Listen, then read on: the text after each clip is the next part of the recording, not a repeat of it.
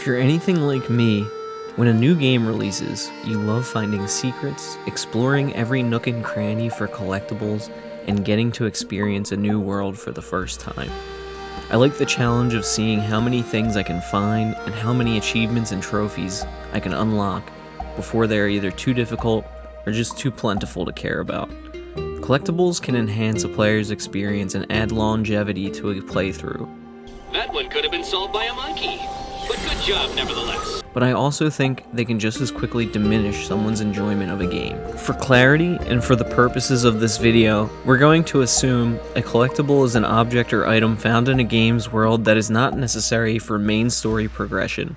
These objects usually include, but are not limited to, treasures, notes, diaries, audio journals, upgrades, etc.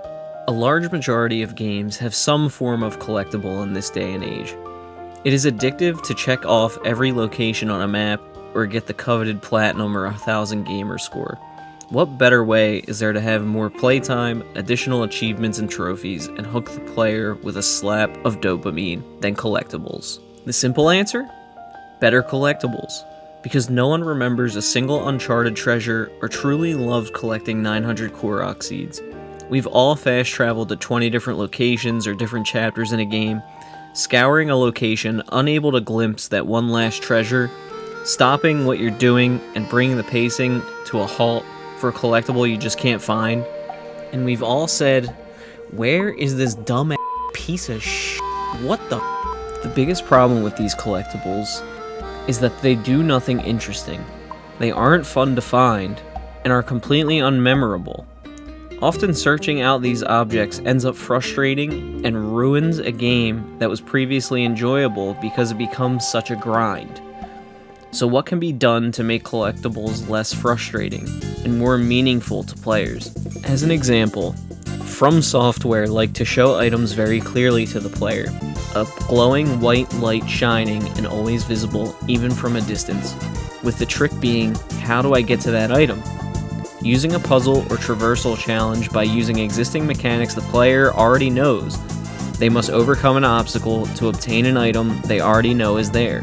This adds an enticing reason to explore without the frustration of not knowing if you're looking in the right place. A common game design practice is to show the lock before the key. This allows the player to have an objective and an idea of where they're heading next, while also allowing them to immediately understand what the key they acquired is for.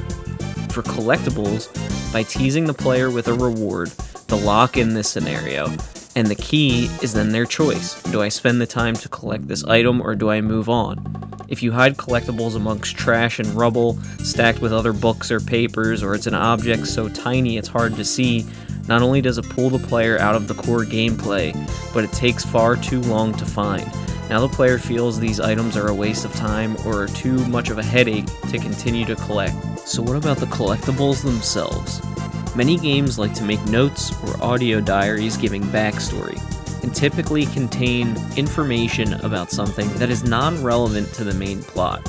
If it's a wall of text, a grand majority of players will not read it. I'm sorry to say that. In fact, I'm an avid reader myself, but I don't play games to sit down and read novel-long lore dumps. It's great that these exist, and there is a backstory to the dead bodies scattered across the floor. But we can improve these by having the backstory enhance the player's experience, by leading them to a weapon, a character, or enemy, or another item of value like an upgrade. Using hints the writer may have left, a safe code, or directions towards some treasure, these backstories can directly impact the player's actions, give them a reason to explore, and help them along the way by improving their character or by adding another character to their party. For items like upgrades, weapons, or skill points, these are obviously already beneficial to the player. Finding these rewards gives the player additional weapons, increases to statistics, or new abilities. The problem there is when there is too much. There are often too many resources to keep track of what goes where and upgrades what, which is a whole other video. A great example of collectibles weaving into the narrative of a game is in The Last of Us Part 2. Ellie stumbles into a town called Hillcrest, and within it finds notes telling the story of a man named Boris. He was a skilled archer and rose up in Hillcrest as a hero for his skill with a bow and killing clickers. When his daughter is murdered by the WLF, a group of militarized survivors, he turns against them. The rest of Hillcrest doesn't want their families harmed, and plan to turn Boris into them. Learning of this betrayal, he drugs his one-time neighbors and friends and puts them in a room of spores. Ellie learns this through a series of notes, stumbles upon the now infected neighbors, gathers a safe code, and eventually meets with Boris himself and earns herself his bow.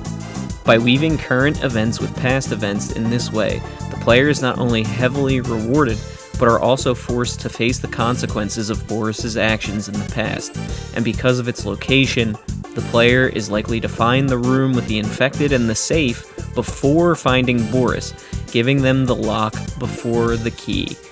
Game design, baby! Collectibles shouldn't just be a number on a checklist. If you want your players to enjoy collecting things in your game, add meaningful longevity to a playthrough, and make your collectibles leave a lasting impression. Make your optional items have interesting placements, meaningful rewards, and an impact on the gameplay experience. This can make your game feel like less of a chore, and make the small story moments you want to tell matter even more. If implemented well, collectibles can be another key part of an already incredible game, rather than a grind and a headache for your player. Thank you for watching. If you enjoyed this video, please leave a like and subscribe, as more just like this one will be on the way. If you know of a game with great collectibles, leave a comment below letting me know so I can check it out. Have a great day, and God bless, my dudes.